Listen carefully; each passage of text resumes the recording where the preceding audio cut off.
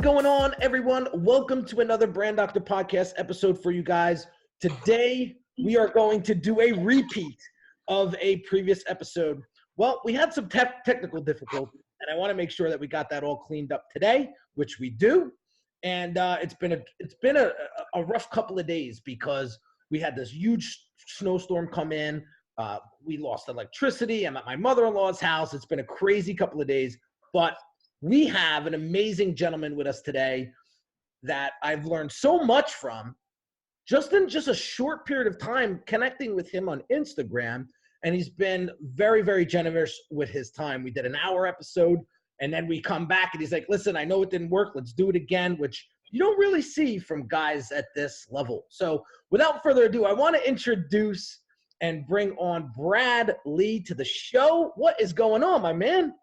Man, I'm just trying to make it all work before the year ends. I hear you. So let's give our audience a quick little background about how you've become quite the authority in your space and how you've created lightspeedvt.com. So tell us a little bit about your backstory. People are curious to know who this Brad Lea guy is. Well, ultimately, I kind of got thrust into the spotlight because I do a lot of business with some of the big names that are out there, and through affiliation, I got a little spotlight, and people started hearing what I said and thought, and some of them like it and some of them don't really. But ultimately, I invented a software 20 years ago that turns out to be the most advanced interactive training technology on earth today. It's used by a lot of the big name speakers and trainers like Tony Robbins, Zig Ziglar, Tom Hopkins, John Maxwell, Grant Cardone, Damon John, celebrities, celebrity brands, franchises, associations, PGA, Professional Golf Association, CarMax, Carfax, TrueCar. So ultimately, it's a training system I accidentally created and discovered 20 years ago. That's the foundation of it all. The way you approached these folks was very interesting to me. It's very intriguing to me because you have quite the roster of client. And in our last episode, I asked you, how'd you get those guys on board? Because everyone wants to know, how can we work with the elite? Right. And so I wanted you to dive into that a little bit and share with our audience the approach you took to having those guys come on your client roster. Well, I like to pretend it's because, I'm so bad at closing. So handsome? Yeah. But really, realistically, our product's so good that it's not hard to close people. You just have to get in front of them. So the question is how do I get in front of the people? How do I get in front of the elite? Well, I can go into that. That's a long story, but I definitely teach that in some of the things I do. So ultimately, I'm a founder and CEO of Lightspeed, which again, I had a partner that was a technology guy that I found, thankfully. So 20 years ago, we created this technology that turned out to be this unbelievable way to train and develop people. It's different than anything else out there. A lot of times people think, well, we train online. We've got an online training system, but there's nothing else out there like this. And usually we get the elite people because the elite people are usually the ones that want to make the biggest impact. Yeah. And unless you're on Lightspeed, you're just hosting videos online. You don't have a training technology. You have a hosting technology. We've got an actual learning technology that gets people to actually learn what's in the content. So that's the big differentiator. And then I've also, I started it by being a trainer. I trained people how to close and persuade originally. And now I coach and speak all over based on, basically overall life success. How do we get an unstoppable life, unstoppable finances, unstoppable relationships, unstoppable mindset, and unstoppable health. I love it, dude. I love it. So I noticed, so I'm a branding guy. I take notice of the details, and I noticed that your stuff, when it comes to your photography, your image, the landing page design, your Instagram imagery and advertising, I watch it all. And I know for a fact that you invest heavily into this stuff. I want you to share your reasoning behind that. Well, number one, to build a personal brand. Why is that so important to you? Well, because I believe that's the differentiator between average and above average. You know, most people are too lazy to do it. They're not in tune enough to do it, or they think it's too much money. It's not worth it. Well, when I can tell someone I got a book coming out that I haven't even written yet, right? And you can swipe up and pre-order it, and 1,000 people order your book at $25. You know, in one day you can generate $25,000 just because. Well, that's a personal brand that can do that. People know, like, and trust me. They've seen me be consistent. You know, if you don't have a personal brand, you've got issues, or you're going to eventually. Mm-hmm. I love it.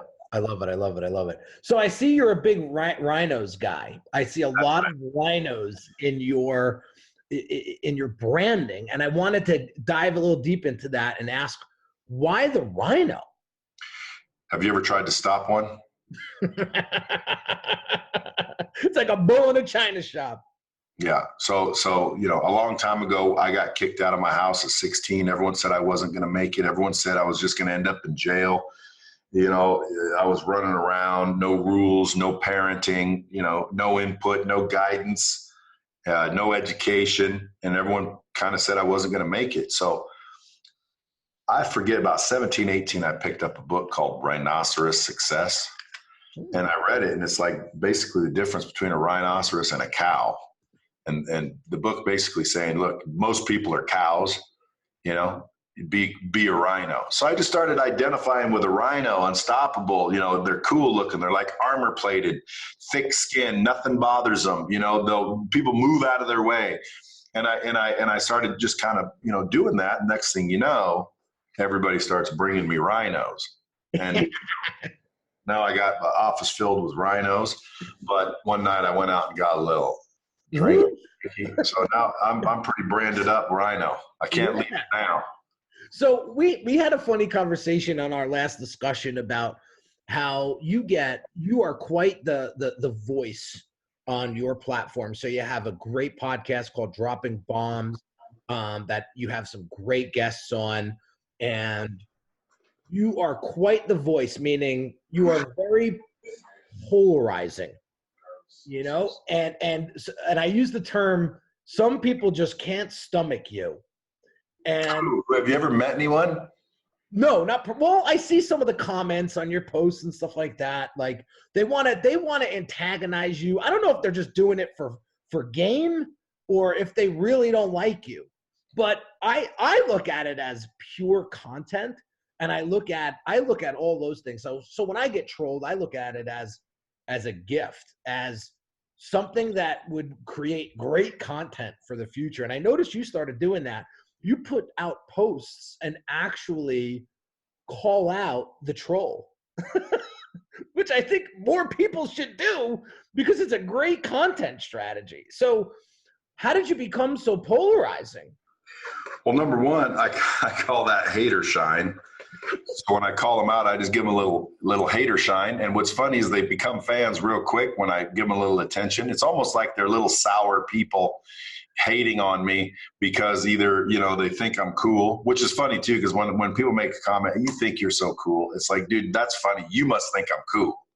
You're projecting that onto me. You're assuming I think it because you think it. But listen, at the end of the day, I don't even pay attention to the haters. I really, believe it or not, I was literally going to say, where have you seen any of these comments? Because I don't even see them. I see a few of them, very few. And how do I get along with it? Here's the bottom line. I don't give a fuck. I mean, I think everyone has a superpower. Mine's, I don't really care what people think of me. Your opinion of me is none of my business. So at the end of the day, I know that I'm a good dude. I know that I have ethics and integrity. I know that I'm looking to help the entire world get better, make more, live happier. I know this, and so does everyone who knows me. So some random stranger online that has no idea who I am, what I believe, what I do, wants to talk shit because of a post I made, I don't even acknowledge it. However, let me make this point clear to people that are listening, because this is the bigger value. I'm doing it. So I'm getting the value. What I'm worried about are all the people that are so worried about the hate, they'll never find the love. There's people that will not expose who they are, what they think, what they believe, what they eat, where they go, who they hang with, because they're worried about what everybody else is going to say, what everyone else is going to think. Yeah. So literally, if you do not put yourself out there, nobody can find out they love you. Does that make sense? It makes a lot of sense. And I think the folks that are closest to us tend to have the most or the strongest strangle on us. Like when you have a spouse or you have a father or a mother that says to you, wow, you're doing $20,000 a month in revenue? I hope it's not a scam, right? I saw that Jason Capital said that when he was first starting out. Like, to have your mom say that about you, I thought that was awful, but he played it off great. He was like, I'm going to show her. Like, and he just had this like grit, and he just kept going, and he became this great guy, and with this phenomenal personal brand. But I think a lot of folks, they let their spouse, they let their significant other, they let these people that have big influence in their lives sort of dictate what it is that they're going to do. And I think that's just a horrible way to live. Well, you wouldn't get an argument from me. I believe that that's what's happening. So again, a lot of people online, but they're not posting anything. They're not building a personal brand. They're keeping themselves kind of private. They're trying to tell people, they don't want the whole world to know who we are. Well, that's either because you don't value yourself or you're selfish, one of the two. Why wouldn't you want the whole world to know who you were unless you were ashamed or you were worried about some stupid shit like haters? Because most people, you can deny it if you want to, they are concerned about what other people think. That is why they do not post their opinions and their lunches and their bullshit online. And then they try to rationalize it. And then they try, and a lot of them hate on the people that do have the balls to do it, like me. Okay, I got the balls to tell you who I am, what I think, what I believe. If you don't like it, I'm not trying to offend you. But if you don't like it, I don't really give a fuck. Yeah. Have you ever gotten pushback from your wife because you're so vocal and she rolls her eyes? Okay. She rolls her eyes sometimes when I do a post. She'll roll her eyes like, "Oh my God," or "Hey, oh, that's going to be embarrassing." But again, she's not all over social media. She's got a private account. She don't want all you fans and all you friends. I told everyone to follow her once. She's got 6,000 people requesting her to. She doesn't accept them. She doesn't care if they're my fans or, she doesn't give a rat's ass either when it comes to that. But she is exactly what I just described. She is concerned about what people think. She does like her privacy, and she doesn't give a fuck what I think about that either. So she's okay with me. She's okay with me doing it, but she's not going to do it. But you know why though? We don't depend on her for our survival. So again, if you are trying to make money, build a business, you better consider a personal brand. And by the way, people don't buy, companies as much as they buy people. Okay. Like you like Tesla because of Elon Musk. You like Virgin because of Richard Branson. You like Apple because of Steve Jobs. Not to take away from the actual product. It could be a great product, and that's why you like it. But you're not following Tesla. You're following Elon Musk. Right. Okay? And if you saw Elon Musk on Joe Rogan smoking weed, a lot of people said, blah, blah, blah, blah, blah. His stock tanked for a minute. But that's my point, dude. What kind of dipshit's going to get mad because someone smokes weed? Who gives a shit? Who gives a shit? I don't care if you're gay. I don't care if you smoke weed. I don't care what you do as long as you're helping other people. And frickin' Joe Rogan and Elon Musk, in my book, help a lot of people. Often. Yeah. So guess what? They want to smoke weed and, rub each other's wieners. I don't care. Hey, by the way, just for the record, they do not. Right. I saw a video of Joe Rogan hitting this heavy bag. Like, look, that sounded wrong. I ain't saying Joe Rogan's rubbing wieners. What I'm saying is I don't care, because in my mind, those guys are out helping the world. Joe Rogan doesn't have to do that podcast. Dude, he's bringing on Elon Musk. He's bringing on Jordan Peterson. He's bringing on all types of people to share their knowledge and discuss things. Now, when I was young, I didn't appreciate that. Okay, Why so? Well, I just didn't understand it. I thought I wanted to learn everything. I want to find it out. I want to figure it out. I learned everything the hard way. That's why I wrote the book I'm writing, which is called Lessons I've Learned the Hard Way, so you don't have to. And ultimately, it's a collection of life stories that would literally almost sound fiction, but they were not. And it's a series of life stories that each one taught me something so valuable in life. It 100% has contributed to me, doing eight, almost 9 figures. So how do you make millions and millions of dollars? You buy my damn book, okay? And you freaking read the stories that taught me the lessons, so you know why I believe what I believe. And then I would hope, adopt my beliefs. Yeah. And I'm telling you right now, you implement those beliefs, man, you're going to make some coin. You're going to be successful for sure. What is it? Well, dude, I'm not saying it's anything miraculous, folks, but success is not rocket science. There's nothing magical going on. You want more, do more. Okay? You're doing a bunch, get better at what you're doing. It's like, oh, well, that it's not that easy. Yes, it is that easy. If you're making $100,000 right now, figure out what you're doing for those $100,000. Figure out what it is. What do I mean? Oh, let's say you sell houses. All right, I make $100,000 a year. Let's call it $10,000 a month. I make $120,000 a year. I make $10,000 a month. I'd say, what do you do? I sell houses. Okay, good. Let's break it down. How many people do you talk to in a month? Oh, I talk to 90 people on average every month. Okay, and out of those 90 people, what happens? I sell enough houses to make 10 grand pretty much, because I make about 10 grand a month. And it's like, okay, so if you talk to 90 people and make 10 grand, watch, here's the magic. Talk to 180 and I'll bet you make 20.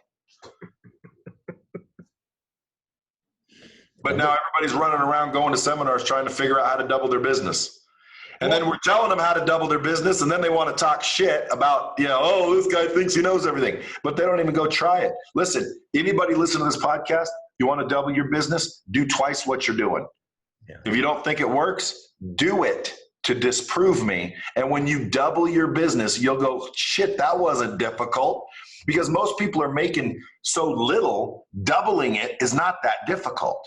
Okay, try to go from 200 million to 400 million. That's a little bit harder. But going from 100 grand to 200 grand, 200 grand to 400 grand, 400 grand to 800 grand, 800 grand to a couple $1 million a year, that's not that difficult, folks.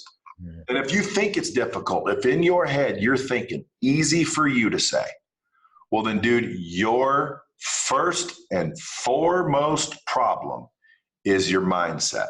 Forget sales training. I can teach anyone how to close anybody, any deal that's closable. I have a technique that I teach that literally turns freaking burger flippers into badass, convincing persuasion salespeople. Closers, really, because the difference between a salesperson and a closer, salesperson can sell you something without you saying no. I sold you a couch. You never said no. You came in, I showed you a bunch, I answered your questions, you bought a couch and left. Okay, I sold you the couch. A closer comes in, or a person becomes a closer when you say no and you're leaving without a couch, and now I get you to buy a couch. So closers happen when it says no. But I can teach people sales. I can teach people, health and all kinds of cool things that I've learned. However, I wouldn't even begin to do that unless I talk to you about your mindset first, because the biggest problem most people have is their belief system. If you're thinking, as I'm talking, easy for you to say, well, no, dude, it's easy for everybody. Your mindset's what's stopping you. Unrealistic stuff is what's stopping people. What do I mean by that? Dude, there's people in this world that have no idea that they don't even like themselves. And I've proven it. I'm like, you like yourself? People say, yeah, I like myself. Well then why do you look like the way you look? Why are you overweight? Why is your bank account empty? Why do you live in a shithole? Why do you drive a shitty car? Do you want those things? Well, of course I don't. Well, then why are you having those things? You have a shitty car, a shitty house, a shitty fucking life, a shitty relationship, and you're broke. and you're telling me you love yourself, why wouldn't you go out and get yourself more? Don't you deserve more? And they start to realize, I didn't even, and by the way, when I'm done coaching them, it is the fact they didn't realize it, but they didn't feel they deserved better.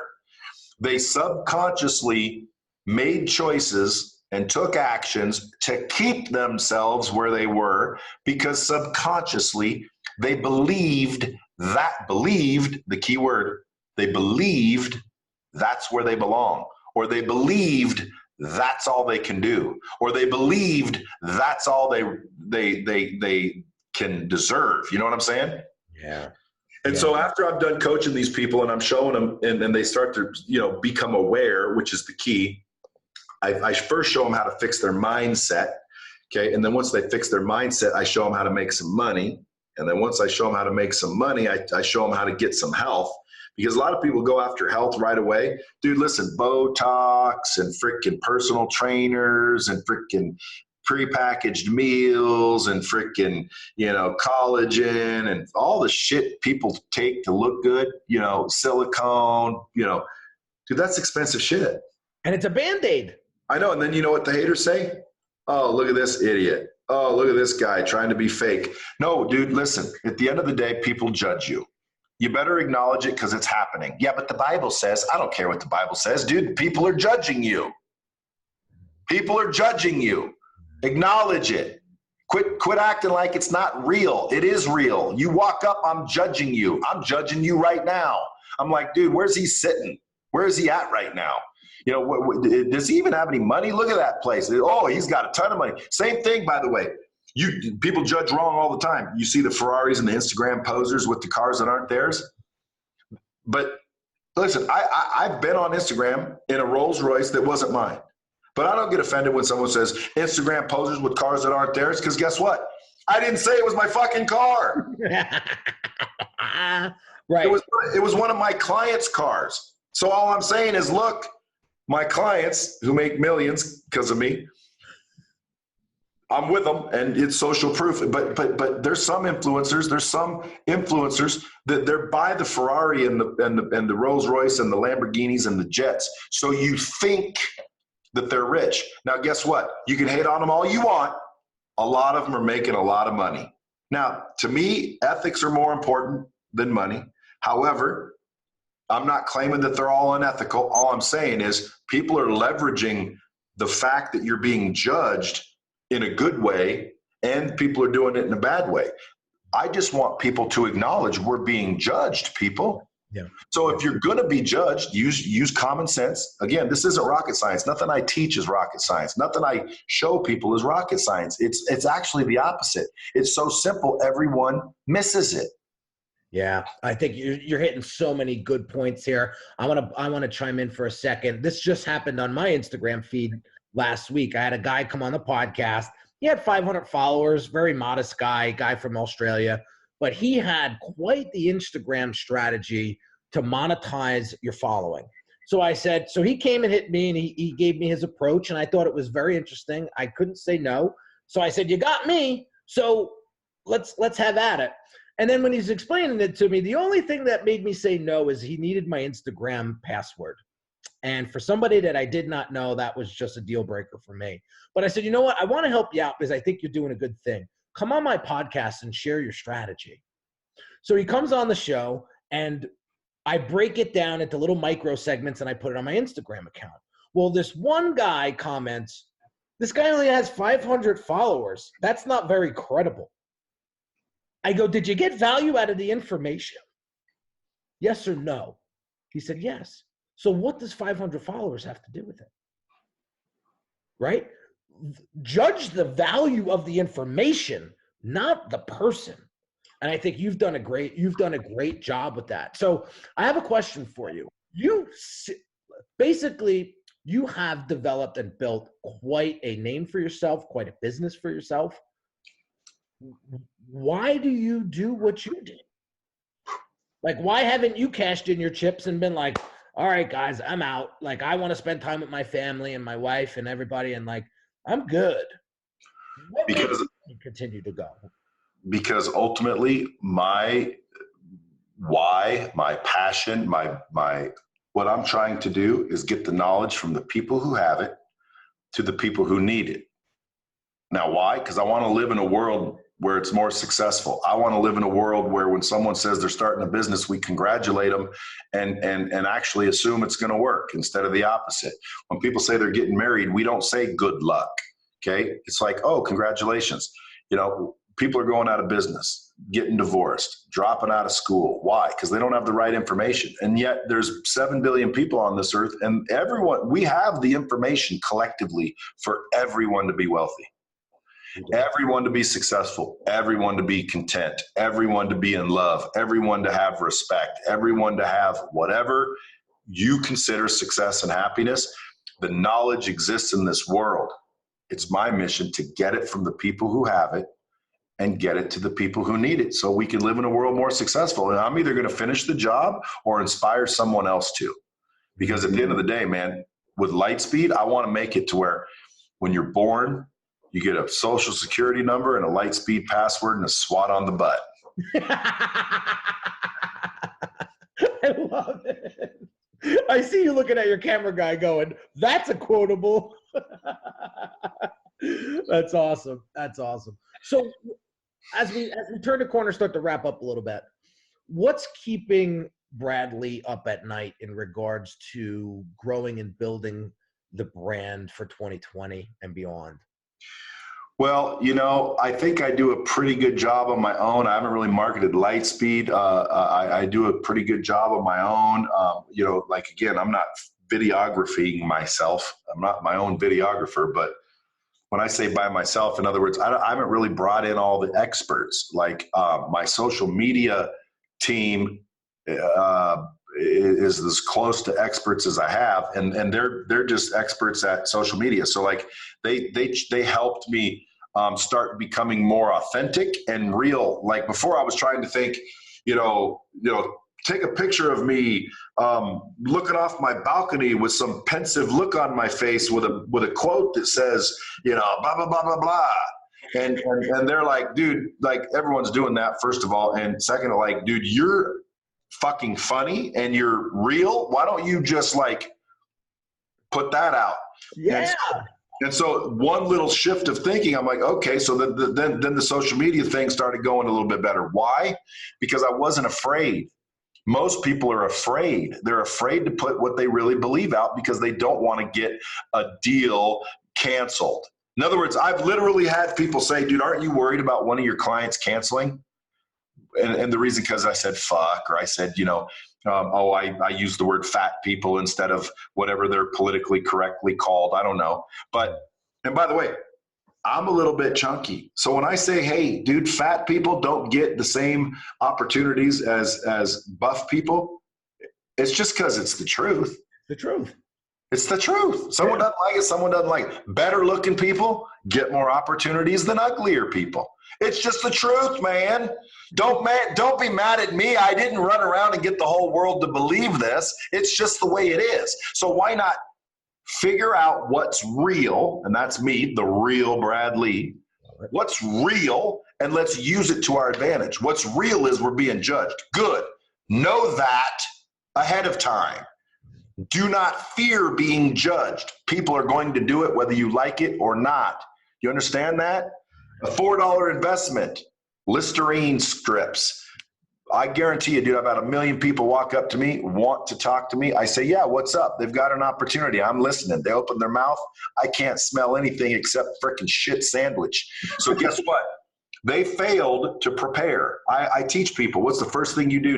Preparation, bro. Whether it's your mind or whether it's your breath or whether it's your eyebrows or whether it's the eye boogers or whether there's a booger in your nose or whether your shirt looks like shit because you spilled ketchup on it or your shoes are disgusting or your, you know, whatever it is, dude, prepare. People are like, oh, yeah. No, that's what I mean, bro. It's not rocket science. You don't know how to prepare. You don't know how to go look in a fucking mirror and see if you look as good as you can look.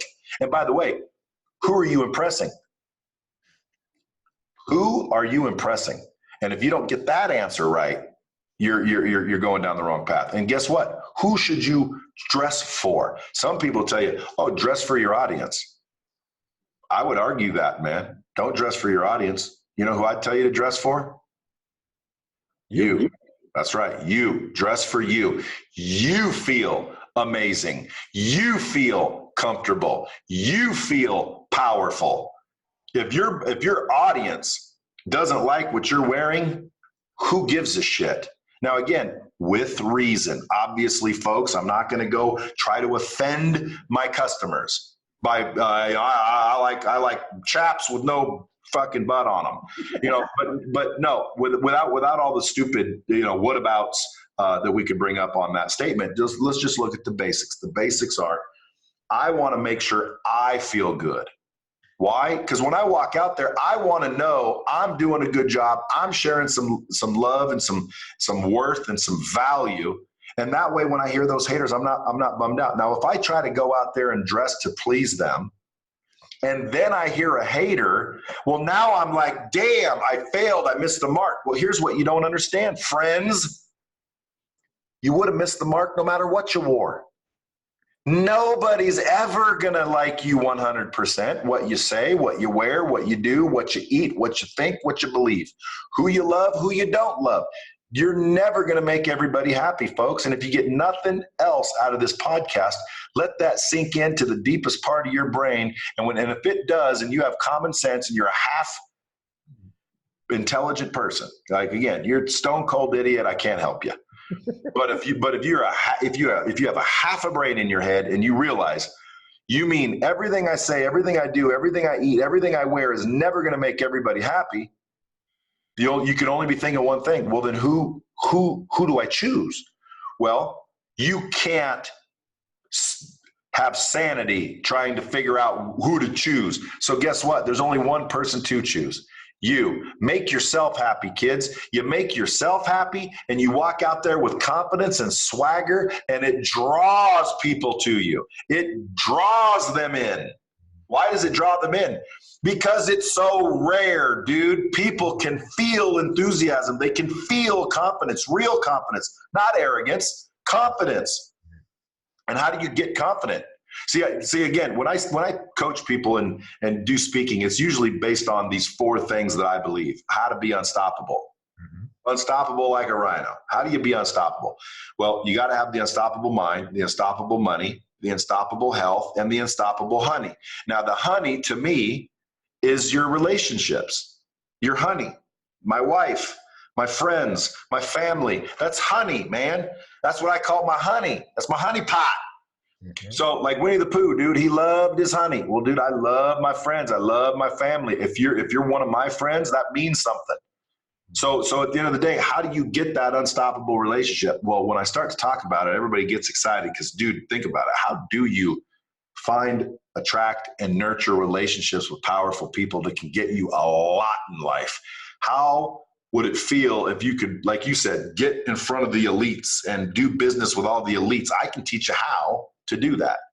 But the first thing I say in the relationship section is, how's your relationship with you? Nobody ever focuses on how do they feel about themselves. So as you guys are driving around in your vehicles, listening to this podcast, ask yourself, man, when was the last time you even thought about how do you feel about yourself? Because again, if you think about it, it's like, damn, I don't know if I've ever thought about that. When's the last time you've apologized to yourself? You're like, damn, I don't think I've ever apologized to myself. Well, have you ever screwed yourself? Have you ever let yourself down? Have you ever procrastinated? Have you ever lied? Have you ever stole? Have you ever cheated? Have you ever bent the truth? Have you ever taken advantage of somebody? Have you ever done anything that you've been ashamed of? And then you would probably think, well, yeah, everybody has. Okay, well, you should have fucking apologized to yourself because you just fucked yourself.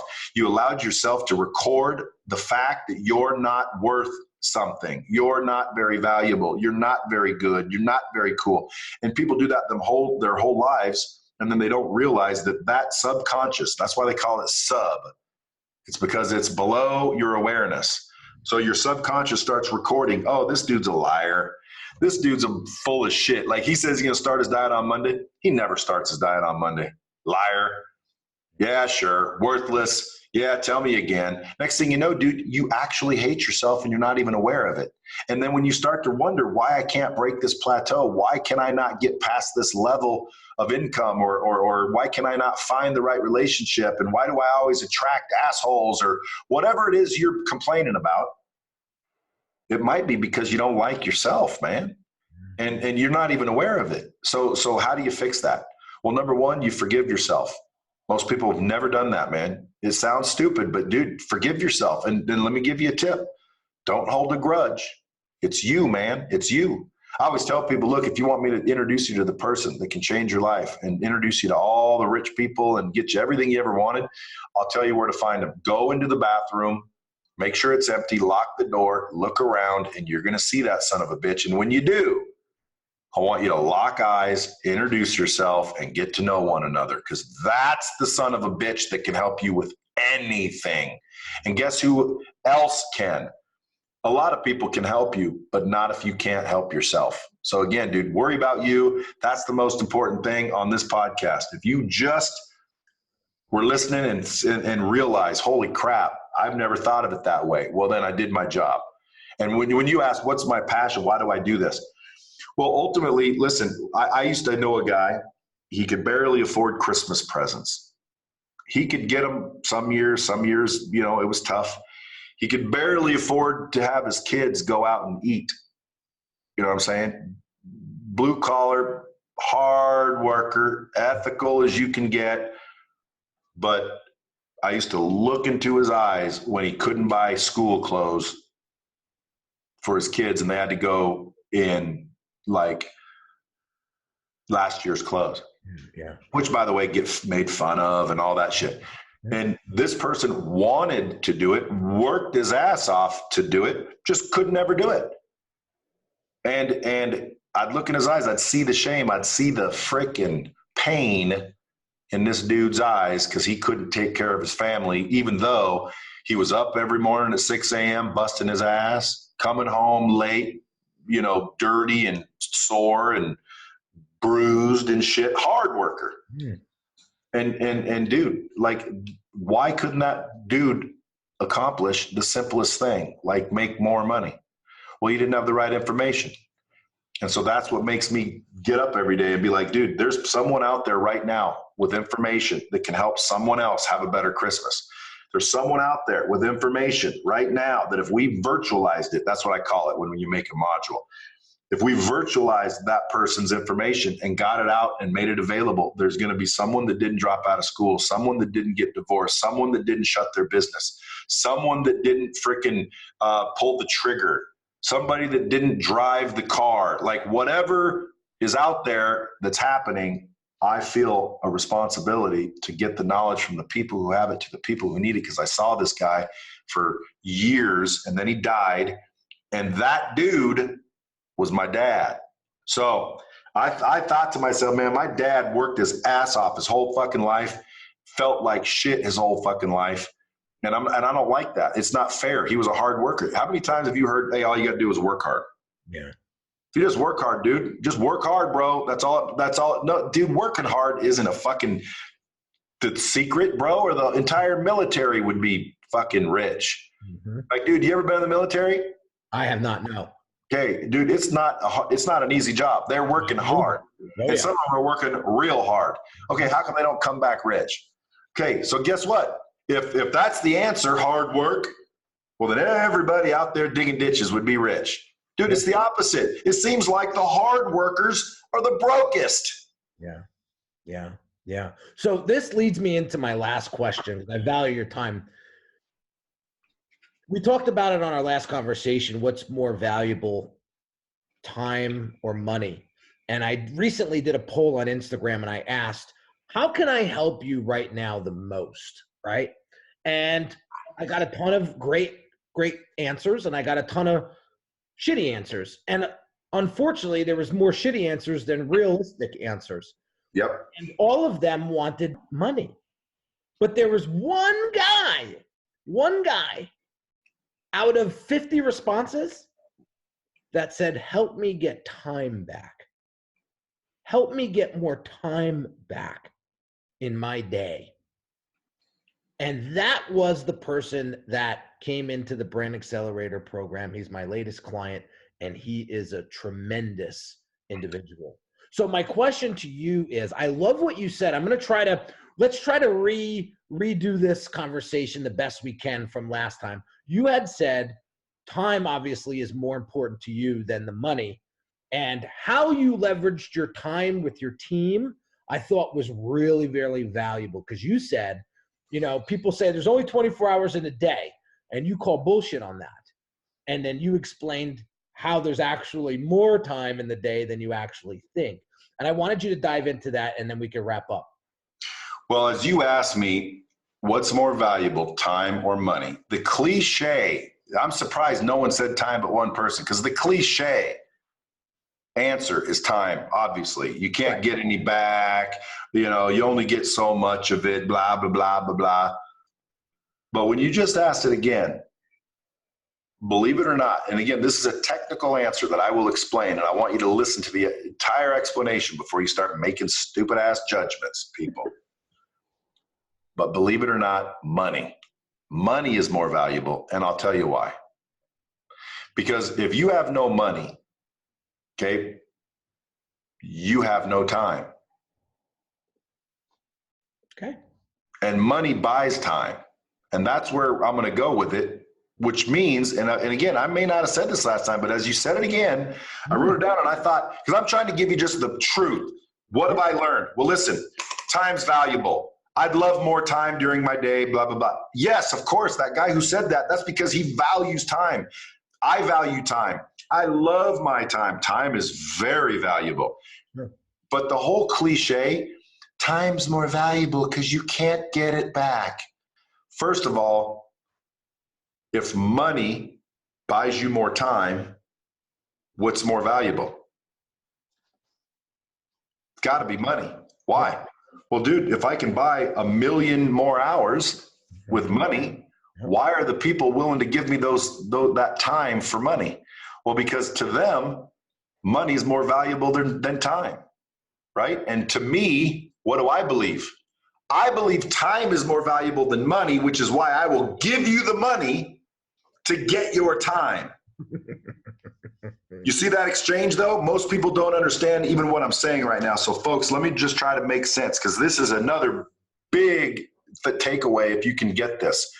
And when I used to say that, I'm not trying to talk to people my age. Maybe you've already learned it. But, man, listen, if you're 18 or 20-something and 30, low 30s, you're starting a business, you're getting your ass kicked, you're out there, you can't believe, you can't do this, everything's difficult, everyone's telling you you're going to lose. Here's who I'm talking to, because if you factor these things in, man, it just makes your mindset so much stronger, and it just allows you to deal with so much more, and you can go so much longer. Because when it boils down to it, dude, why am I successful? Because I didn't quit. That's why. But so what do I mean by that? Like, I have, let's say, 80 employees giving me 8 hours a day. That's 640 hours a day. So I personally have 24 plus the 640 I buy from them.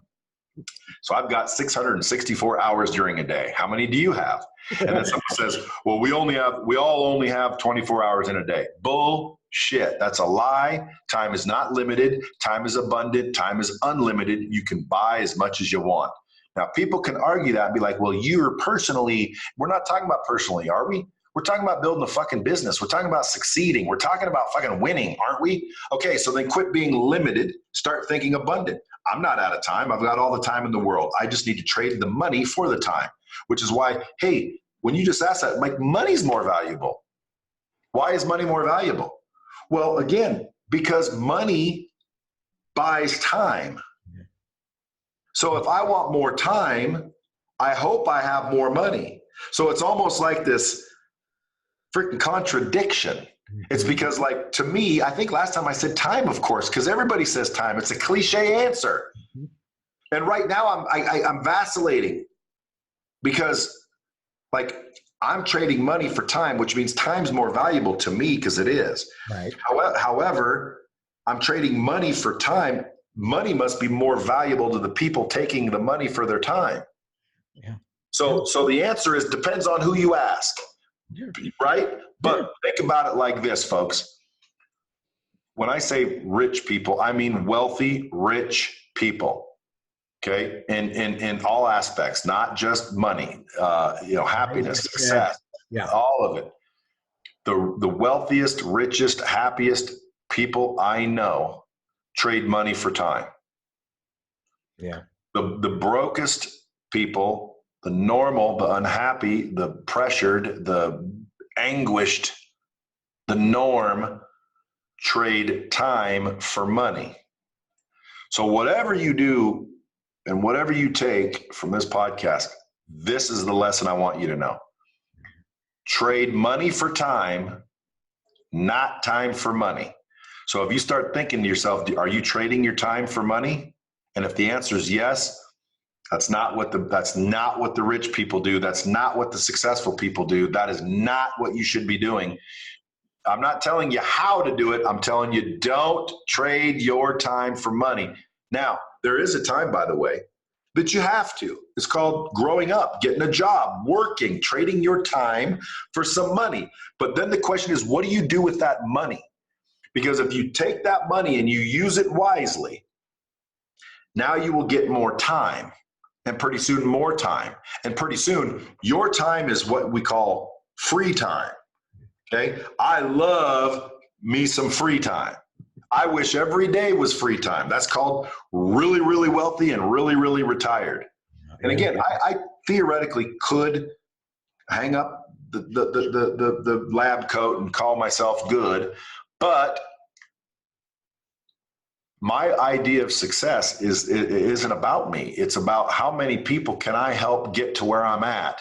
How many people can I help have a better Christmas, have a better holiday, have a better life, have a better relationship, have a better memory, have a better school year, have a better Valentine's Day, dude. I feel responsible. You know why? Because I'm one of those motherfuckers with knowledge. And I feel obligated to get it out there to the world. Now, again, if you don't like it, you don't want it, I don't give a fuck, because there's a lot of people that do. I've had DMs for years. People said they were committing suicide. Now they're happily married and off and running. I've had people tell me that their income is quadrupled. I've had people tell me all kinds of crazy shit. And no, I've never said any magical formula that all you listeners have not heard. I said some basic shit, but the way I said it, or the light that turned on for these people, is all it took for their whole entire life to turn around. And that's why I do it. That's why I'm hosting podcasts. That's why I'm paying this fool to follow me around with a camera. Why? Because I need footage. I need footage of this. I need footage of interactions with my employees. I don't know what's gonna help somebody. You know, I'm running a multi-million-dollar organization. I'm freaking, in situations dealing with employees. Maybe I deal with an employee a particular way that teaches an entrepreneur how to deal with an employee that saves them a lawsuit, or saves them, or teaches them to get rid of the people. Because that's another thing with relationships I could spend hours on just relationships, but another thing people don't do with their relationships, you need to be weeding out your relationships on a regular basis. You need to literally look around your relationships on at least a monthly basis and assess and judge and value and invest in each one of them.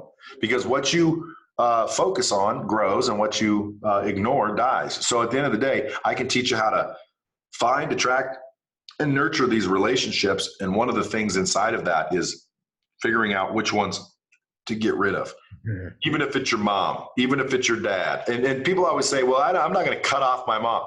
Listen, I'm not an extremist. I'm not saying you got to cut off your mom. You have to acknowledge that your mom is full of shit. You have to acknowledge that your mom doesn't know shit.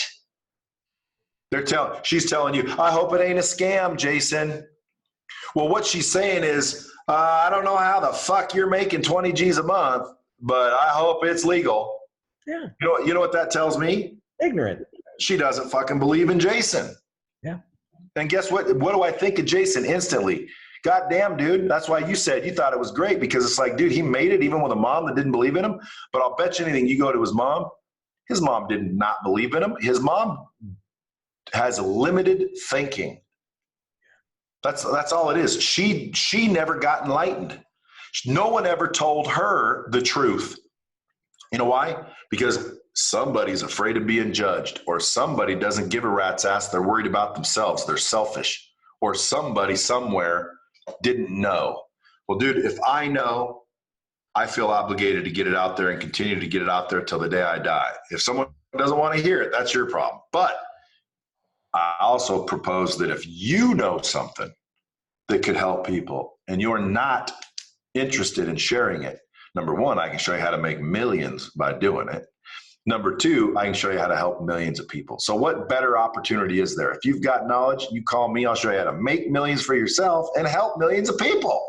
I love it. Done. Okay, so branding is all about that gut feeling that people get when they interact with you and your business for the first time. Okay? Yeah. And throughout the relationship. So my final question is, how does Brad Lea want to be remembered? It's a good question.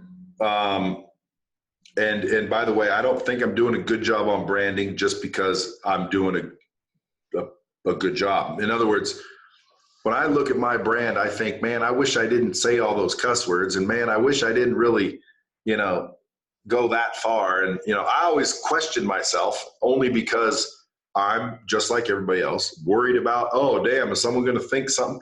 But when I finally got over that, right, I just started not caring. That's when actually my popularity grew. But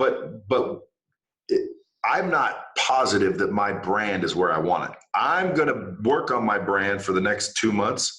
And in 2020, by the end of 2020, if you're following me, if you're watching me, that's what I think my brand should look like. So if you guys are interested, watch. This is going to be a crazy, crazy thing.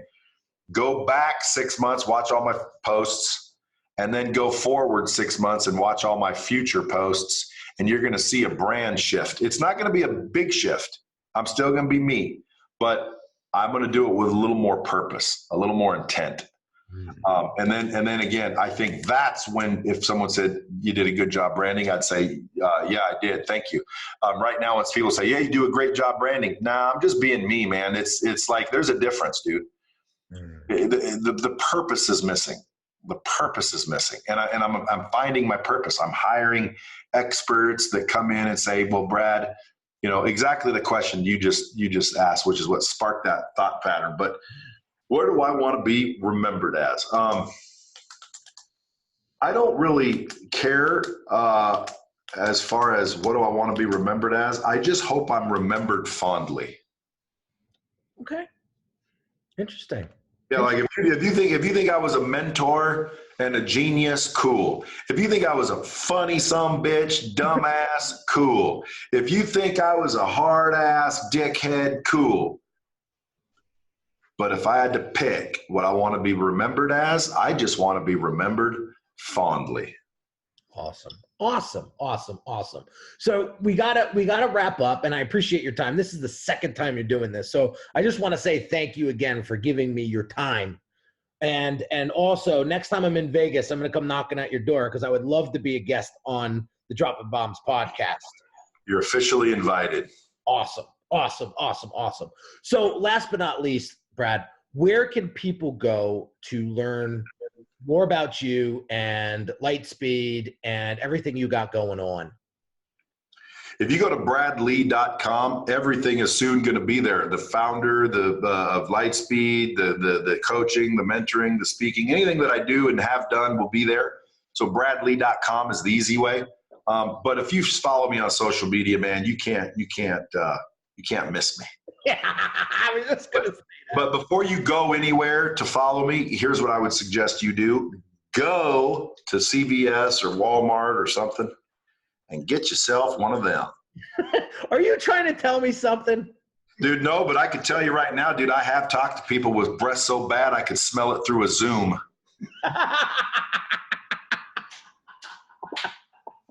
And by the way, dude, once you're the bad breath guy, you kind of stay that way. Like if I met you twice and every time I did, your breath smelled like ass. Right now, I'd be looking at you going, oh, God, I bet his breath stinks. I said at 10X, brush your teeth. Everyone keeps remembering that. That's what I meant. I didn't mean brush your teeth. I mean, take care of yourself, man. Be prepared. So don't go follow me. Go to the store, get some Listerine. That's the most important thing I want you to do, is make sure from now on in the year of 2020 that anywhere you go, I roll up on you, you kiss somebody, you talk to a prospect, your breast fresh, dog. Your breast fresh. Hey, hashtag respect the breath. Brad, thanks again for coming on the show, dude. I truly appreciate you, and good luck to you in 2020 and beyond, man.